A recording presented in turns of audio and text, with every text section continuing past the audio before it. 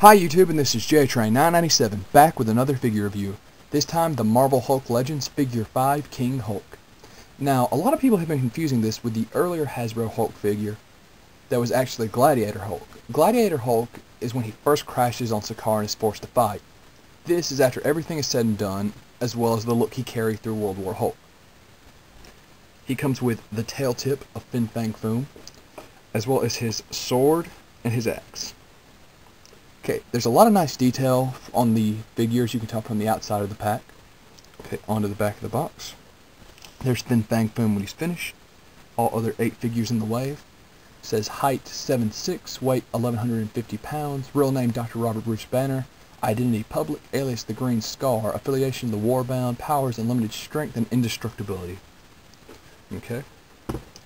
Now, on the back of the box, it actually says that it goes on about how once he's dethroned the king, he's going to be appeased, Sakaar's going to be great. It just goes on this big rant about how everything's great, which is obviously just kind of a giant joke aimed at World War Hulk, because as soon as he finished with the king, the ship the Illuminati had sent him on blew up, he blamed them, and he returned to Earth to get revenge on the Illuminati and anybody that got in his way. The Illuminati being made up of Professor X, Iron Man, Mr. Fantastic, Doctor Strange, and I think Black Bolt was part of it, and Namor. Now, of course, I don't want to ruin anything, but let's just say that it isn't as black and white as it seems. Okay. But a fantastic figure, very much looking forward to him, so let's pull him out of the box. Okay, and here he is out of the box. Now, you'll notice that he's kind of at this weird crouching angle, and that's due to the fact that his legs will actually not extend beyond this point, as far as the knee joint goes. They can go back, but that's as far forward as they go. Okay. As far as the figure's other articulation, he does have the same leg joints as Wendigo, but unlike Wendigo, these actually move very easily. Like I said, knee joint leaves a little something to be desired, and the foot joint moves very, very slightly, barely any movement in that. Torso joint, although it has a very small range of movement, basically to make it like the Hulk has no gut, and that's as much as it moves up. Head, of course, moves up and down and side to side, even though the strap does kind of make the side-to-side movement a little difficult. Okay.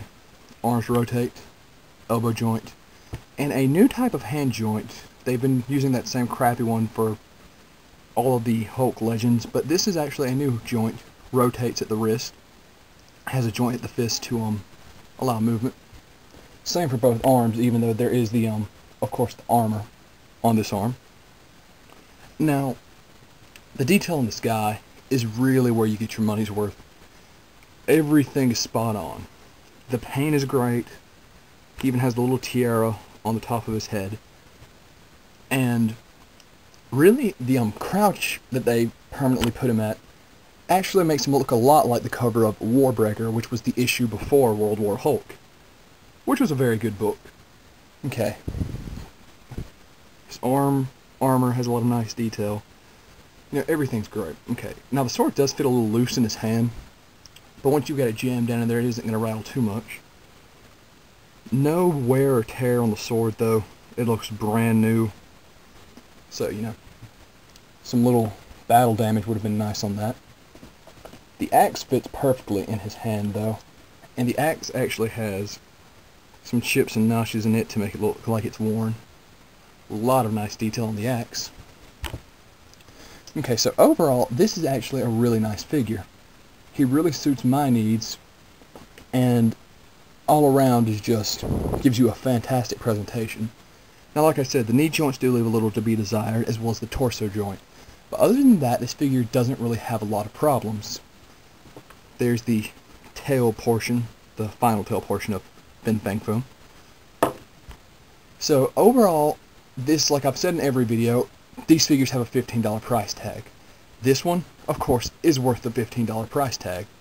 I mean, even if you just want a World War Hulk figure, if you just want a really cool looking Hulk, this guy delivers on every aspect.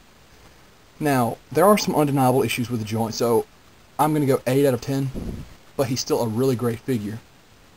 So I do recommend him to pretty much anyone who can find him and pick him up. I'm not sure how much he goes for online. These are kind of sketchy. But if you get a chance, grab him up. But this is JTrain997. He gets an 8 out of 10. See you soon, YouTube.